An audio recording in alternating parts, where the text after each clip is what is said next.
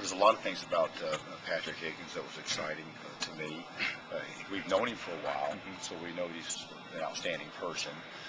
When Coach Norton was the head football coach at UTEP, Patrick was his offensive coordinator. And continuity on the staff is huge. And the fact that they've worked together before, the detail of the routes when they get up on the board and Coach Norton draws up a comeback route, and Coach Higgins gets up and draws up a comeback route, they're drawn exactly the same, and they're verbatim. So there's some instant continuity. He's very, very bright. He's an outstanding student. He was a valedictorian in his high school. I believe he has a chemistry and biology degree from Penn. So he's really, really a smart guy.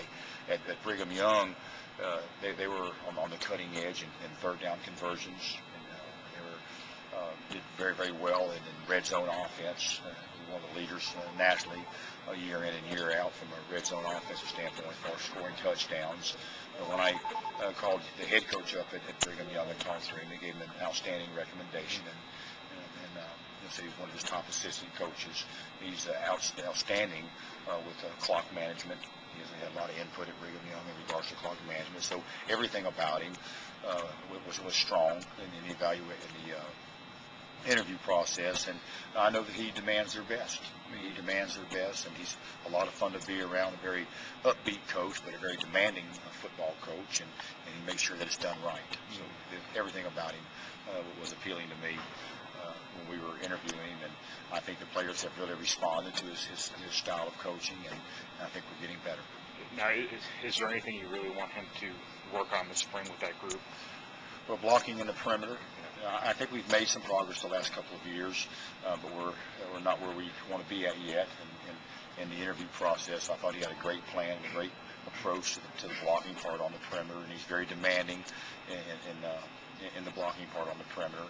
So I would anticipate us to be much more improved with our physicality at the wide receiver position, and then the detail of route running. I think he's very detailed and very demanding, and we need to be more detailed in our route running. We need to be better at blocking on the perimeter, and I think that he'll help bring those things to the table here at Purdue. You got one more practice for the spring break? Will you be in pads Wednesday? Full pads? Okay. We're going to be in full pads almost the whole time that we're allowed to be in full pads, just to get our full pad work in. We haven't gone in full pads that much during the season. We try to keep guys fresh. We've been down numbers-wise some, so I don't want to take the pads off of them much during spring ball when I'm allowed to have the pads on them. We'll come out here, and again, I love the way the calendar has fallen, and the players are excited about it.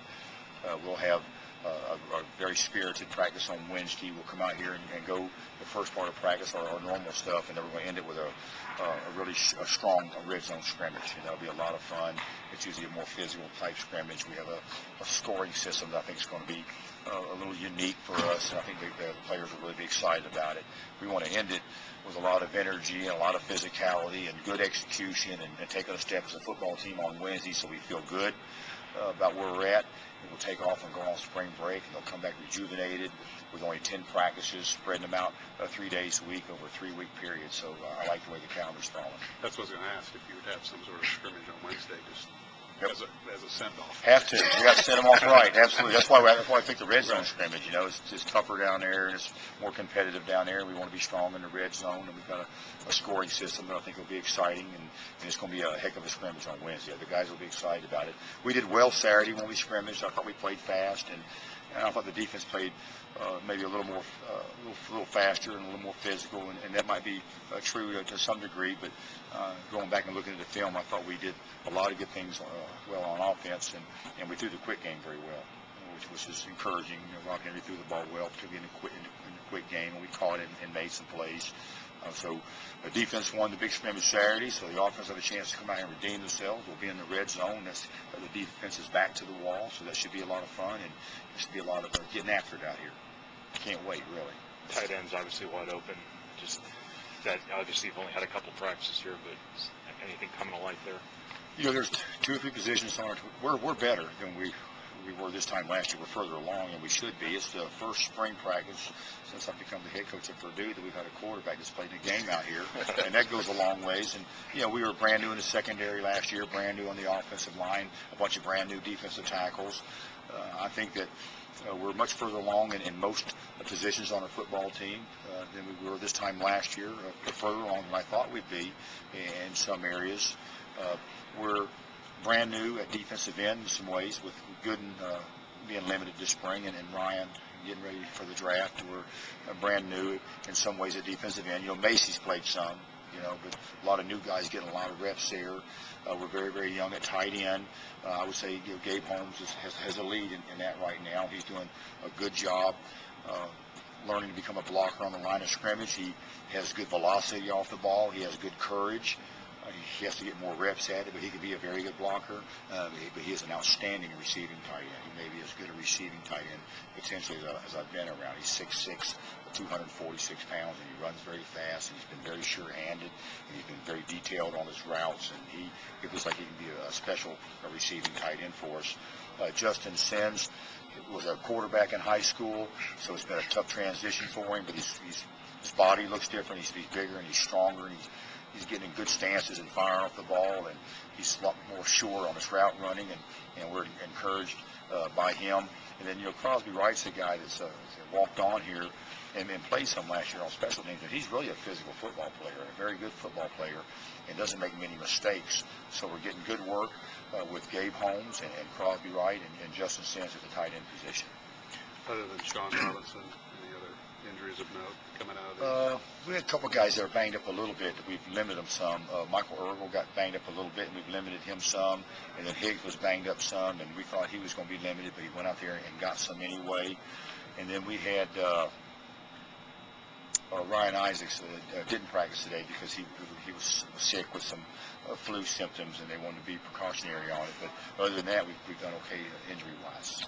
Being pretty thin at end, do you experiment at all with some of your tackles playing end? I'm specifically thinking of guys like Ryan Isaac, who were defensive ends in high school, might be a little big for the position.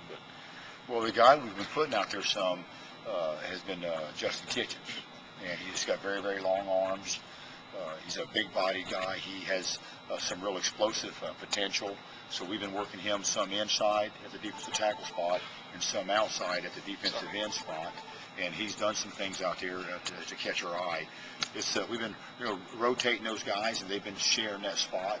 There's good potential there with Rashad Frazier and Ryan Russell and Robert Macy. Those are big, good-bodied guys. Obviously, Macy's played some. Mebane has a little bit of speed off the edge. He's not quite as big and physical as the other guys, and we've also been using Justin Kitchens out there. So we have some good potential at the end spot, just not many proven players, with Gooden being held out and Ryan gone.